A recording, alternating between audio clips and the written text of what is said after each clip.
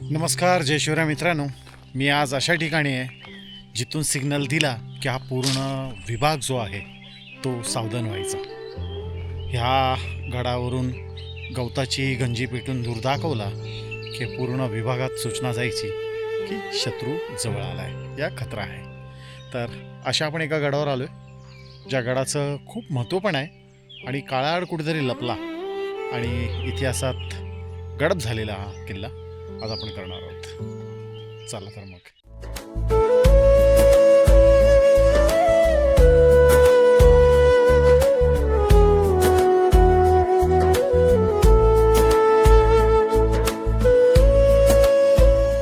छत्रपती शिवाजी महाराज यांच्या काळातील सह्याद्रीतील प्रत्येक किल्ला महत्त्वाचा होता, पण गडगडा हा युद्धासाठी नव्हता, तर हा होता नजर ठेवण्यासाठी. हरिहर आणि ब्रह्मगिरीसारख्या किल्ल्यांच्या मध्ये उभा राहून गडगडा संपूर्ण परिसरावरती लक्ष ठेवत होते. शत्रूची चाव लागलीच की इथून सिग्नल द्यायला जायचा. तर आपण हा किल्लाच करणार आहोत आणि मी आता आहे बेसला. काल रात्री 11:05 कसारा लोकल पकडून मी कसाऱ्याला आलो. मग कसाऱ्यावरून जीप केली आणि जीप करून त्या बेस विलेजमध्ये आलो. बेस विलेजमध्ये आल्यावरती थोडा आराम केला आणि आता सकाळी ट्रेक सुरू केला आहे. तर अशा प्रकारे ट्रेक आहे.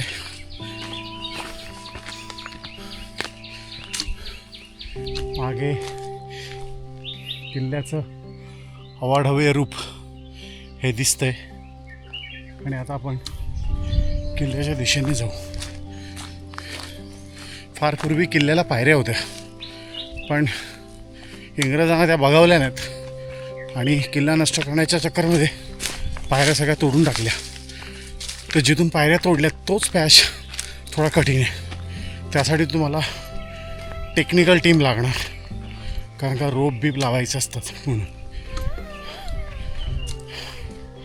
अदरवाईज तसा सोपा आहे, पण तो एक पॅच आहे, त्या पॅचमुळे थोडं हार्ड होतं. सकाळचे 6 वाजलेत. ट्रेक सकाळी सकाळी चालू केला आहे. लेट्स सी, बघूया किती वेळात पोहोचतो आपण. पहाट अजून उजाडलेली नव्हती आणि डोंगराच्या मागून सूर्य हळूहळू वर येत होता. थंड वाऱ्याने अंग शहारत होतं आणि त्या शांत वातावरणात आम्ही 8 जण गडगडा किल्ल्याच्या दिशेने चालायला सुरुवात केली. उराशी एकच धाडस होतं, आज हा गड सर करायचाच. पण मनाच्या कोपऱ्यात भीतीही होती. समोर दिसणारा तो राकट डोंगर पाहून सतत मनात एकच प्रश्न येत होता, तो म्हणजे खरंच आपल्याला हा किल्ला सर करता येईल का? कारण गडगडा फक्त एक किल्ला नाही, तर तो निसर्गाने उभा केलेला एक कठीण आव्हान आहे. पण आमच्या मनात एकच विश्वास होता, तो म्हणजे कल्पेश सरांचा. त्यांच्या गिर्यारोहण तंत्रावरती आणि अनुभवावर आम्हाला पूर्ण भरोसा होता. म्हणून कोणीही कोणताही प्रश्न न करता निमूटपणे त्यांच्या मागे मागे चालत होतो. थोडं पुढे गेल्यावरती गणपती बाप्पाचं मंदिर लागलं. त्या ठिकाणी एक वेगळीच सकारात्मक अशी ऊर्जा होती. जणू गड जिंकण्याआधी बाप्पा स्वतःच आशीर्वाद द्यायला उभे होते की काय. गणपती बाप्पा मोरया या जयघोषाने पुन्हा अंगात उत्साह भरला. आणि मग मंदिराच्या अगदी बाजूने दगडात खोदलेल्या प्राचीन पायऱ्या सुरू झाल्या. गावकऱ्यांनी त्या पायऱ्यांना पांढरा रंग लावला होता. त्या शुभ्र पायऱ्या दुरून खूप सुंदर दिसत होत्या. पण जसजसं आम्ही वरती चढू लागलो तसतशी त्यांची खरी कठीणताही जाणवू लागली. धापा टाकत घामाने पूर्ण अंग भिजलं होतं. प्रत्येक पायरीसोबत श्वास हा जड होत होता. पाय थकत होते, पण मन अजूनही हार मानायला तयार नव्हतं. आणि शेवटी त्या कठीण चढाईनंतर आम्ही भवानी मातेच्या मंदिरात पोचलो. त्या क्षणी घडलेला तो देखावा आजही डोळ्यासमोर तसाच उभा राहतो. सूर्याचा पहिला किरण थेट मंदिरावर पडत होता. क्षणभर असं वाटलं जणू सूर्यसुद्धा देवीचे आशीर्वाद घ्यायला थांबला आहे. मंदिराच्या बाजूने एक छोटीशी वाट अजून वर गडाच्या दिशेने जात होती. आता खरी परीक्षा सुरू होती आणि आम्ही आमच्या स्वप्नाच्या दिशेने पुन्हा एकदा चालायला सुरुवात केली. भवानी मातेच्या मंदिराजवळ काही क्षण बसल्यानंतर आम्ही पुन्हा गडाच्या दिशेने निघालो. समोर आता गडगड्याचा खरा रौद्र चेहरा उभा होता. सरळ उभा कातळ, खाली खोल दरी आणि वर आकाशाला भिडणारा तो कडा. क्षणभर पाय थबकले, कारण इथून पुढचा प्रवास फक्त ट्रेक नव्हता, तर स्वतःच्या भीतीशी चाललेली लढाई होती. कल्पेसर पुढे गेले. त्यांनी शांतपणे रोप सेट करायला सुरुवात केली. कातळावर एक एक अँकर बसवत होते आणि आमचं हृदय मात्र जोरजोरात धडधडत होतं. रोप पूर्ण सेट झाल्यावर सरांनी फक्त एकच शब्द उच्चारला, चला आता स्वतःला सिद्ध करा. त्या एका वाक्यात वेगळीच ताकद होती, कारण आता इथे पुढे पायापेक्षा जास्त विश्वास कामाला येणार होता. रोप हातात पकडलं, खाली नजर गेली आणि क्षणभर अंगात भीतीची लहर उठली. पण मनात एक हट्ट होता की आज मागे फिरायचं नाही. आणि मग इंग्रजांच्या आईची आठवण काढताच चढाईला सुरुवात केली. कारण ज्यांनी या गडाच्या पायऱ्या तोडल्या, इतका सुंदर इतिहास उद्ध्वस्त केला, त्यांना कदाचित त्या गडाचं सौंदर्य कधी समजलं नसेल. एकेकाळी या किल्ल्यावरून मावळे चालले असतील, घोडाच्या टापा घुमल्या असतील, तलवारीचा आवाज दुमदुमला असेल, पण आज त्याच जागी फक्त तुटलेल्या पायऱ्या, उद्ध्वस्त अवशेष आणि इतिहासाची वेदना उरली आहे. रोपाच्या आधारे आम्ही हळूहळू वर चढत होतो. हात दुखत होते, पाय घसरत होते, पण प्रत्येक क्षणी मनात एक भावना होती, हा गड फक्त दगडाचा नाही तर आपल्या इतिहासाचा अभिमान आहे. आणि त्या अभिमानासाठी आम्ही प्रत्येक कठीण पाऊल उचलत गेलो.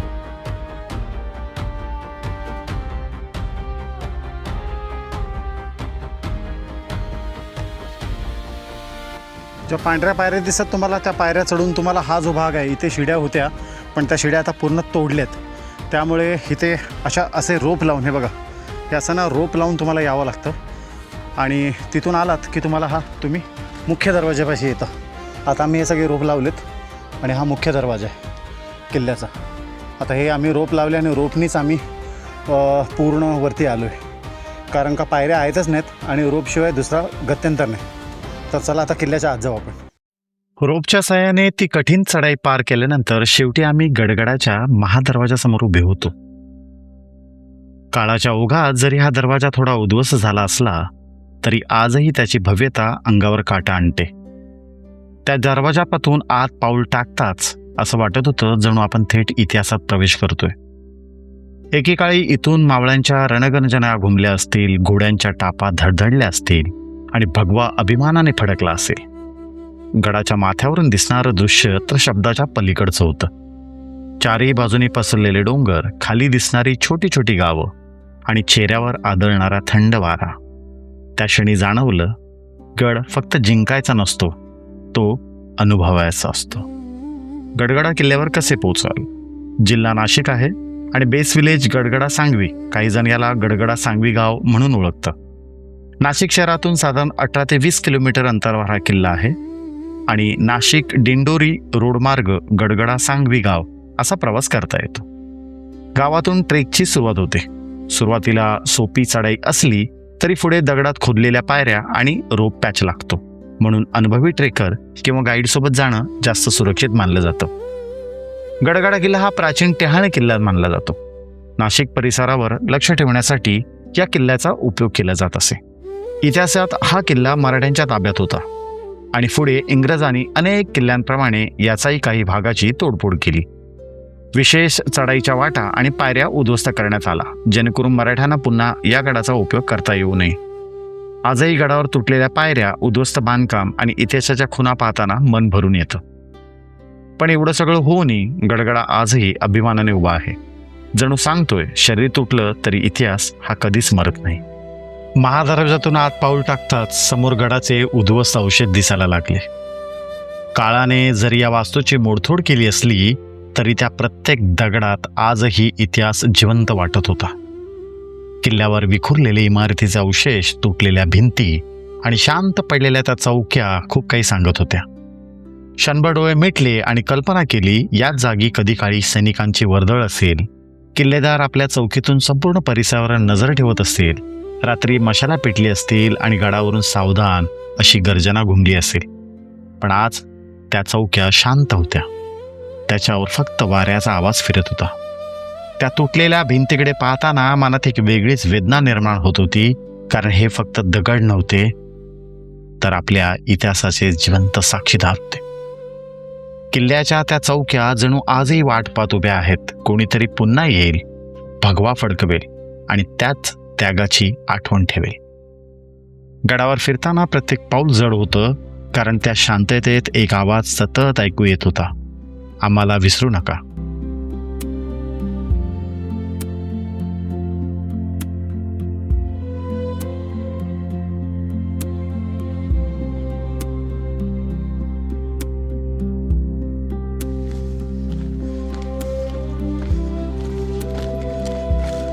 इथे परत तुम्हाला 3 पाण्याची टाकी बघायला मिळतील.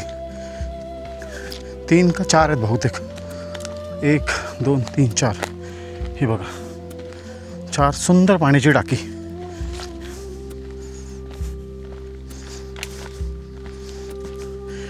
जसे तुम्ही गडावर याल येतानाच तुमच्या राईट साईडला 1 आणि ही लेफ्ट साईडला तुमच्या 1 2 3 4 टाकी. आपण जरा जवळून बघू.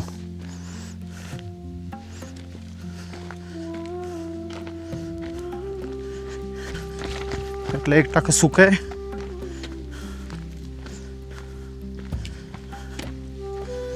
हेही सुकं आहे. संवर्धनाची गरज आहे. आणि हे टाकं आणि इथे भुयारसारखं आहे काहीतरी, पण पाणी असल्या कारणाने आपल्याला खाली जाता येणार नाही. इथे काहीतरी कोठारासारखं आहे. तर आता हे पाण्याचं टाकं आहे की कोठार आहे ह्यात थोडी शंका आहे. कारण पायऱ्यात खाली जायला पाणी जमा झालं आहे आणि ते भुयारासारखं आहे, पण पाणी असल्या कारणाने आपल्याला जाता येणार नाही ते. आणि पूर्वीच्या काळी पाणी ढाकायला अशा खाचा असायच्या, त्याच्यात बांबू लागायचे आणि मग ते पाणी सुरक्षित ठेवलं जायचं, त्याला छत बांधलं जायचं. तर अशा प्रकारे हे टाकं बघितलं की जुन्या पायऱ्या पण दिसतील तुम्हाला वरती जाताना. हे बघा वरती जायला इथेच पायऱ्या आहेत. काही अवशेष आहेत बघण्यासारखे. म्हणजे बघा ह्या कातळी पायऱ्या तुम्हाला, कोरीव पायऱ्या ह्या दिसतील ह्या वरच्या गडाच्या दिशेने जायला. आणि वरती मग काही इमारतीचा अवशेष आहेत. असं सगळं वरती आहे. आता आपण ह्या दिशेने गडाला पूर्ण एक फेरी मारली आपण आणि गडाला फेरी मारून पुन्हा आपण त्याच ठिकाणी आलो जिथून आपण सुरुवात केलेली. बरं, तुम्ही जेव्हा वरती याल तेव्हा तुम्हाला कळेल की ह्याला वॉच टॉवर म्हणून का म्हटलं जातं. या वॉच टॉवर म्हणून ह्याचं एवढं वैशिष्ट्य काय. संपूर्ण परिसर हा ह्या गडावरून देखरेखीखाली ठेवू शकतो. पार ब्रह्मगिरीपासून ते तुमचा अनेक किल्ले इथून ब्रह्मगिरी वगैरे सारखे, नंतर अघोरी वगैरे, हे सगळे किल्ले तुम्हाला इथे दिसतात. हे ध्वज इथे आहे आणि 2 शिलासुद्धा आहेत. आता इथून आपण खाली जाऊ. तर गडावरती आपण जेव्हा येतो तेव्हा गडावर आल्यावर कळतं की ह्या गडाला वॉच टॉवर का म्हणतात. कारण का पूर्ण परिसर तुमच्या देखरेखीखाली आहे. तुम्ही बघाल ना अनेक किल्ले. ह्या किल्ल्यावरती प्रत्यक्षात कधी लढाई झाल्याचा इतिहास नाही आहे, या तशी इतिहासात नोंद नाही आहे. पण ह्या किल्ल्याचा वापर छत्रपती शिवाजी महाराजांनी सुद्धा वॉच टॉवर म्हणून केलेला. कारण का त्र्यंबकेश्वर या भागात होणारा जो व्यापार आहे त्या व्यापारावरती लक्ष ठेवण्यासाठी आणि शत्रूच्या हालचालीवर लक्ष ठेवण्यासाठी ह्या किल्ल्याचा वापर केला जायचा. आणि शत्रूची हालचाल जर जाणून आली तर गवताच्या गंजा पेटवायच्या धूर आणि मग तो सिग्नल जायचा. चला आता आपण परत मुख्य दौऱ्याशी आलो आहे. पायऱ्या अजूनही अवशेष आहेत बघा. हे बघा जुना अवशेष. आणि हा पूर्ण विभाग इथून आपल्याला दिसतो, पूर्ण परिसर आपल्या. आणि हा जो मुख्य दरवाजा आहे, हे बघा हा जो मुख्य दरवाजा आहे.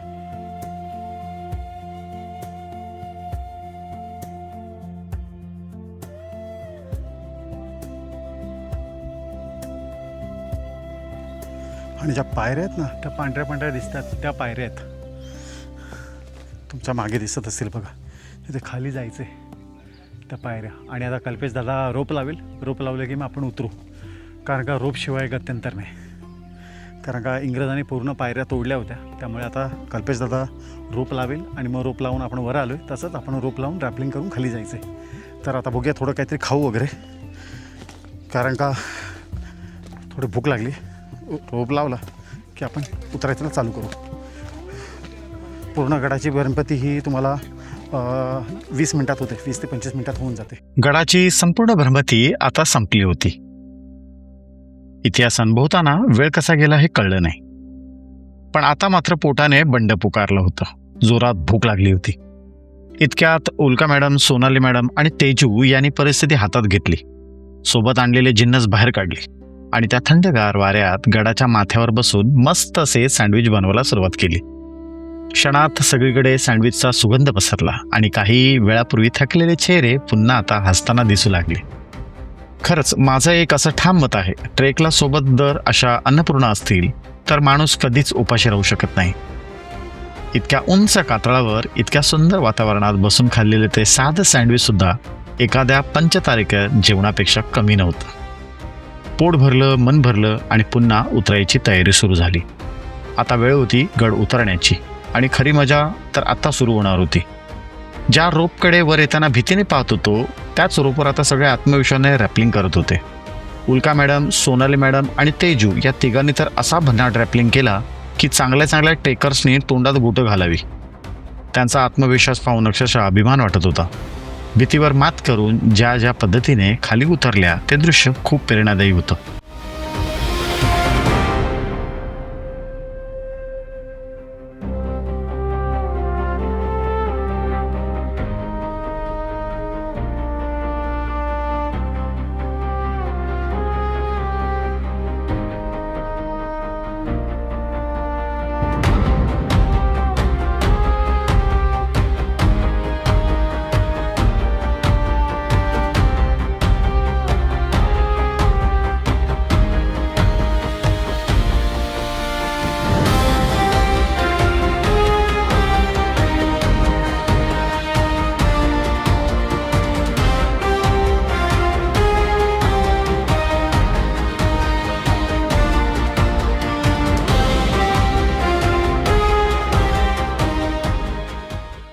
पण माझं मन अजून एका गोष्टीत अडकून होतं. गडाच्या मागच्या बाजूला असलेलं प्राचीन शिवमंदिर आणि त्याच्या जवळची गुफा. तो मोह मला आवरता आला नाही. मग थोड्या भीतीनेच एकटाच त्या दिशेने चालायला सुरुवात केली. आजूबाजूला पूर्ण शांतता होती, फक्त वाऱ्याचा आवाज आणि दगडावर पडलेल्या पावलांचा हलकासा प्रतिध्वनी. घाबरत त्या प्राचीन गुफेजवळ पोचलो. गुफा पाहिली. गुफा काळोखाने भरलेली होती आणि गुफा पाहून परतून मी पुन्हा शिवमंदिराकडे आलो. शिवलिंगाचे दर्शन घेताना क्षणभर डोळे मिटले आणि मनातून एकच शब्द बाहेर पडला, तो म्हणजे हर हर महादेव.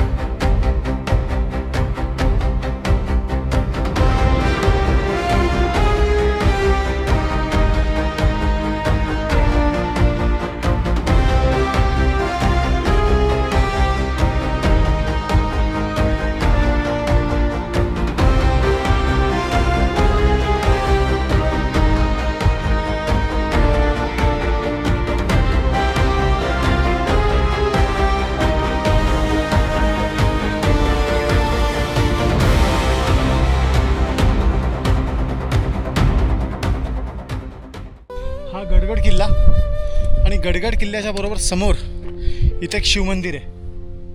हे शिवमंदिर आणि शिवमंदिरच्या मागच्या साईडला एक गुफा आहे.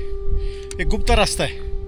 रिस्की आहे थोडा, कुणाच्या गाड्यांशिवाय जाऊ नका, खूप रिस्की आहे. आणि बरोबर मंदिराच्या मागच्या साईडला ती गुफा आहे आणि गडगड करायचा हा भाग. समोर शिवलिंग आहे, ओपनमध्ये मंदिर नाही आहे, खूप छान आहे. चला आता परत गडाच्या दिशेने जाऊ आपण. गडगडगडाच्या बरोबर जिथून मंदिरला वाट जाते तिथेच हा वाट आहे. आता बघू ही वाट कुठे जाते माहीत नाही आहे, वाट शोधायची आहे.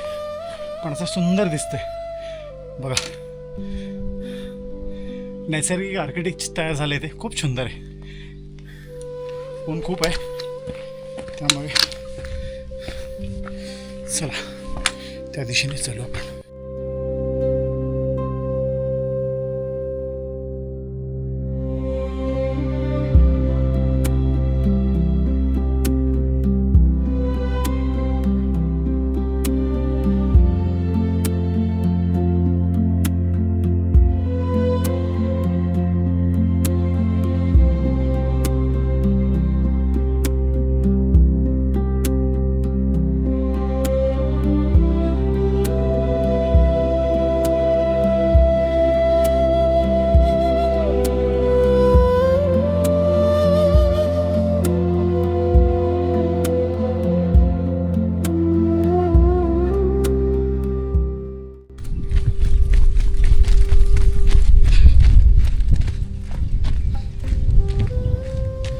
मागे जो दिसतोय तो आहे गडगडा किल्ला.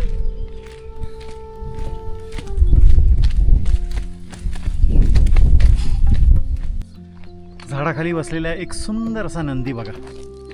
आता गड उतरताना मला पायथ्याशी भेटला. किती सुंदर आहे बघा. आहे ना एकदम गोंडस असा नंदी. आणि मग ही वाट पूर्ण वरती जाते आणि तो समोर दिसतोय तुम्हाला तो गडगडा किल्ला. तर आशा करतो हा ब्लॉग तुम्हाला आवडला असेल मित्रांनो. आवडला असेल तर नक्की लाईक करा, शेअर करा आणि असेच अज्ञात इतिहास, अज्ञात मंदिरं, ऐतिहासिक वास्तू यांना आपण भेट देतो आणि असेच ब्लॉग तुमच्याकडे आणत राहू. मला विश्वास आहे हा ब्लॉग तुम्हाला आवडलाच असेल आणि तुम्ही कमेंटही करणार, आय नो दॅट. तर आपल्या महाराजांचा गडगड्याचा इतिहास तुम्हाला कसा वाटला तो नक्की कमेंटमध्ये कळवा. आणि ह्या गडाबद्दल तुम्ही ऐकलं होतं का कधी तेही कमेंटमध्ये सांगा. पुन्हा भेटू अशाच एखाद्या नव्या अनोख्या सफरीवर. तोपर्यंत मी विनोद शिंदे आपला जय शिवराय घेतो. जय शिवराय.